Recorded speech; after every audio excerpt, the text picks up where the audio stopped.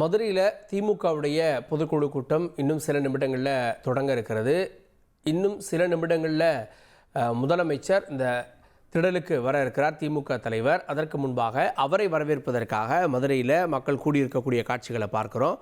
மதுரையினுடைய உத்தங்குடி அப்படின்ற இடத்துல இந்த பொதுக்குழு ஏற்பாடு செய்யப்பட்டிருக்கிறது. மதுரை நகருடைய மையப்பகுதியில் முதலமைச்சருடைய வாகனம் கடந்து வரதை பார்க்குறோம். சாலையினுடைய இரண்டு புறமும் முதலமைச்சரை பார்ப்பதற்கு வரவேற்பதற்கு பொதுமக்களும் கட்சியினரும் கூடியிருப்பதையும் காட்சிகளை பார்க்குறோம். சில நிமிடங்களில் முதலமைச்சர் இந்த மாநாட்டு திடலுக்கு வர இருக்கிறாரு. அவர் வந்தவுடனே அங்கே கட்சியினுடைய கொடியை ஏற்றி வைக்கிறார். அதன் பிறகு இந்த பொதுக்குழுவானது திட்டமிட்டபடி தொடங்க இருக்கிறது. சரியாக ஒரு 10:30 மணிக்கு இந்த பொதுக்குழுவினுடைய மைய நிகழ்வான தீர்மானங்கள் அப்படின்றது, ஒரு பொதுக்குழு அப்படின்றது தேர்தல் ஆணையத்தால் ஆண்டுக்கு ஒரு முறை நடத்தப்படணும் அப்படின்ற அந்த விஷயம் இருந்தாலும் கூட அதையெல்லாம் தாண்டி அந்த பொதுக்குழு அப்படின்றது கட்சி நிர்வாகிகள் மத்தியில் ஒரு உற்சாகத்தை ஏற்படுத்தும். குறிப்பாக தேர்தல் ஆண்டில் நடக்கக்கூடிய ஒரு பொதுக்குழு. அதே நேரத்தில் இந்த பொதுக்குழு தான் எல்லா கட்சியினுடைய அதிகாரங்களையும் தலைவருக்கு வழங்கக்கூடிய ஒன்றாக இருக்கும். குறிப்பாக தேர்தல் நேரத்தில் கட்சியினுடைய தலைவருக்கு அனைத்து அதிகாரங்களையும் வழங்குவது, தலைவர் எடுக்கக்கூடிய முடிவுகளுக்கு கட்டுப்படுவது அப்படின்ற அதிகாரங்களை வழங்கக்கூடியதாக இந்த பொதுக்குழு இருக்கும். அந்த வகையில் இந்த பொதுக்குழுவும் இந்த பொதுக்குழு நடக்கக்கூடிய இடமும் முக்கியத்துவம் வாய்ந்த ஒன்றாக கருதப்படுகிறது. தொடர்ந்து செய்தியாளர் ரமேஷ் இணைந்திருக்கிறார். ரமேஷ், இந்த பொதுக்குழுனுடைய நோக்கம் அப்படின்றது குறிப்பாக மதுரையில் நடக்கிறது, இதனுடைய முக்கியத்துவத்தை எப்படி பார்க்குறீங்க? 48 ஆண்டுகளுக்கு பிறகு மதுரையில் திமுக பொதுக்குழு கூட்டத்தை கூட்டியிருப்பது பல வியூகங்களை வகுப்பதற்காகத்தான் அப்படின்னு திமுக வட்டாரத்தில் சொல்கிறாங்க. குறிப்பாக தென் மாவட்டத்தில் திமுகவினுடைய வாக்கு வங்கியை பலப்படுத்தும் வகையில் பல வியூகங்கள் இந்த பொதுக்குழுவின் மூலமாக வகுக்கப்பட இருப்பதாக சொல்லப்படுகிறது. கடந்த சில மாதங்களுக்கு முன்னாடி டங்ஸ்டன் சுரங்க விவகாரம் மதுரையில் ஒரு பெரிய அளவில் பேசு பொருளானது. அந்த டங்ஸ்டன் சுரங்க விவகாரத்தில் திமுக எடுத்த நடவடிக்கைகள் ஒரு பெரிய அளவிலான செல்வாக்க திமுக கொடுத்துருக்கு அப்படின்னு சில ரிப்போர்ட்டுகள் திமுக தலைமைக்கு வந்ததா சொல்றாங்க. அந்த அடிப்படையில் திமுக பொதுக்குழு அப்படிங்கிறது மதுரையில் நடத்தலாம் அப்படிங்கிற ஒரு முடிவை திமுக தலைமை எடுத்ததா சொல்றாங்க. அதே சமயம் தென் மாவட்டத்தில் முக்கியமான ஒரு இடமா இருக்கக்கூடிய மதுரையில் நடத்தும் பட்சத்தில் தென் மாவட்டத்தில் வாக்கு வங்கியை பலப்படுத்தலாம் அப்படின்னு சொல்றாங்க. இப்படியாகத்தான் பல திட்டமிடல்கள் பல வியூகங்களோடு இந்த பொதுக்குழு மதுரையில் இன்னும் சற்று நேரத்தில் கூட இருக்கிறது. பொதுக்குழு நடக்கக்கூடிய மதுரை உத்தங்குடி கலைஞர் திடலுக்கு இன்னும் சற்று நேரத்தில் திமுக தலைவரும் முதலமைச்சருமான திரு மு.க. ஸ்டாலின் வர இருக்கிறாரு. முதலமைச்சர் வந்ததும் பொதுக்குழு அப்படிங்கிறது தொடங்க இருக்கிறது. அரசினர் விருந்தினர் மாளிகையில் முதலமைச்சர் தங்கியிருந்தார். அந்த விருந்தினர் மாளிகையிலிருந்து முதலமைச்சர் பொதுக்குழு நடக்கக்கூடிய திடல் நோக்கி புறப்பட்டு விட்டார். சாலையின் இருபுறமும் திமுக தொண்டர்கள், பொதுமக்கள் திமுகவின் இருவண்ண கொடியை ஏந்தியவாறு முதலமைச்சருக்கு ஒரு உற்சாக வரவேற்பை கொடுப்பதை பார்க்க முடிகிறது. திமுக தொண்டர்களையும் பொதுமக்களையும் நோக்கி கையசைத்தவாறு முதலமைச்சர் இப்போது பொதுக்குழு நடக்கக்கூடிய திடல் நோக்கி வந்து கொண்டிருக்கிறார். ஏற்கனவே நேற்றைய தினம் முதலமைச்சர் மு.க. ஸ்டாலின் மதுரையில் சுமார் 20 கிலோமீட்டர் தூரம் ஒரு ரோட் ஷோ நிகழ்ச்சியில் பங்கேற்றிருந்தார். அப்பவும் திமுக தொண்டர்களையும் பொதுமக்களையும் சந்தித்து மனுக்களை எல்லாம் பெற்றிருந்தார். இன்றைக்கு பொறுத்த வரைக்கும் பொதுமக்களை வாகனத்தில் இருந்தே பார்த்தவாறு முதலமைச்சர் இப்போது பொதுக்குழு நடக்கக்கூடிய இடம் நோக்கி வந்து கொண்டிருக்காரு.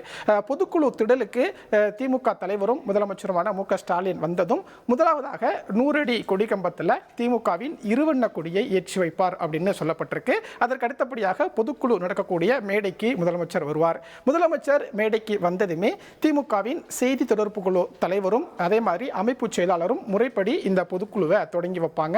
பொதுக்குழுவில் மிக முக்கியமாக பார்க்கக்கூடிய தீர்மானம் அப்படிங்கிறது நிறைவேற்றப்படும். ஒரு 33 தீர்மானங்கள் இந்த பொதுக்குழுவில் நிறைவேற்றப்படலாம் அப்படின்னு சொல்லப்பட்டிருக்கு. அதே மாதிரி திமுகவில் ஒரு உச்சபட்ச அமைப்பாக இந்த பொதுக்குழுவை தான் பார்க்குறாங்க. பொதுக்குழுவில் தான் பல அதிரடி முடிவுகள், பல மாற்றங்கள் திமுக மேற்கொள்வாங்க. அந்த வகையில் சட்டமன்ற தேர்தலுக்கு இன்னும் ஒரு 10 மாதம் தான் இருக்கு அப்படிங்கிறதுனால இந்த பொதுக்குழுவில் திமுகவில் அமைப்பு ரீதியான சில மாற்றங்களை திமுக செய்ய இருப்பதா சொல்லப்பட்டிருக்கு. அந்த வகையில் தான் துணை பொதுச்செயலாளர் பதவி அப்படிங்கிறது திமுகவில் ஒரு முக்கியமான பதவியாக பார்க்கப்படுகிறது. 5 துணை பொதுச்செயலாளர் இப்போ இருக்கிறாங்க. அந்த எண்ணிக்கையை 7ஆக உயர்த்தலாம் அப்படின்னு சொல்லப்பட்டிருக்கு.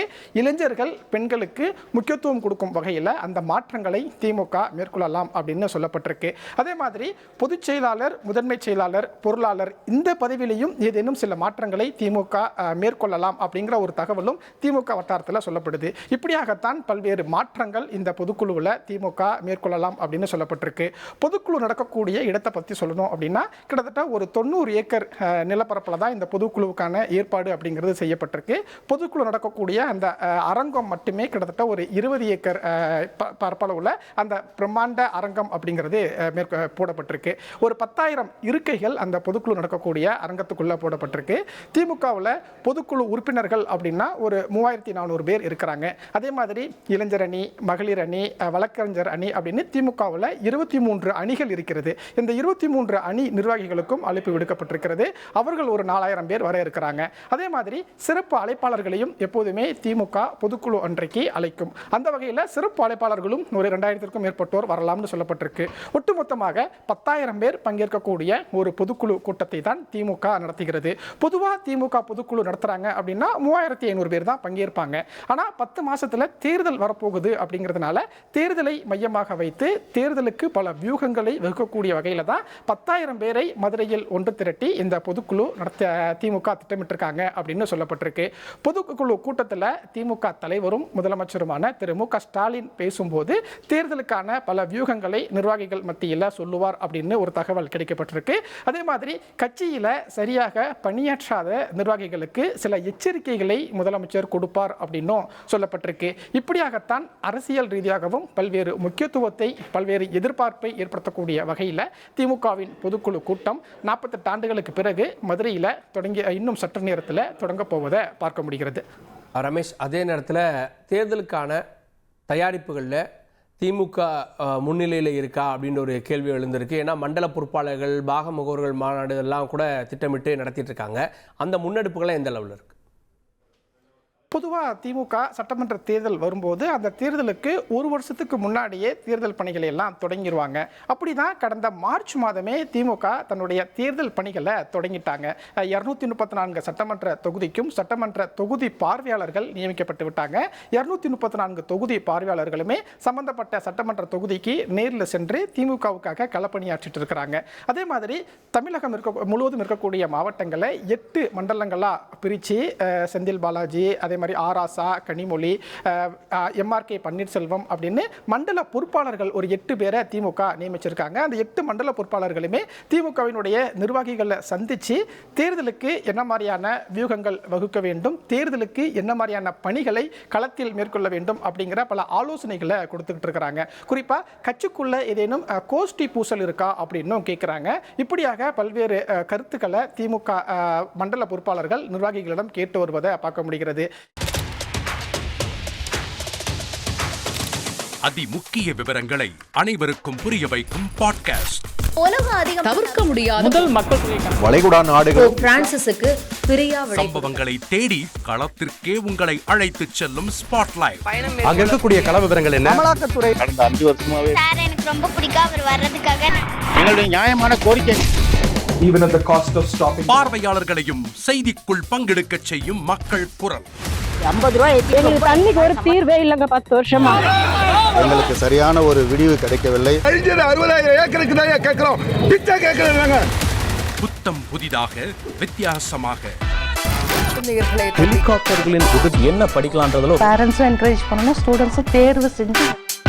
எனக்கும் சீமானனுக்கும் பெரிய வித்தியாசம் இல்லைங்க. ஒரு பாயிண்டா சொல்லணும். உங்களுக்கான தலைவர்களை பொழுதுபோக்கு தளத்தில் தேடாதீர்கள், போராட்ட களத்தில் தேடுங்கள். அனைத்தும் உங்களுக்காக.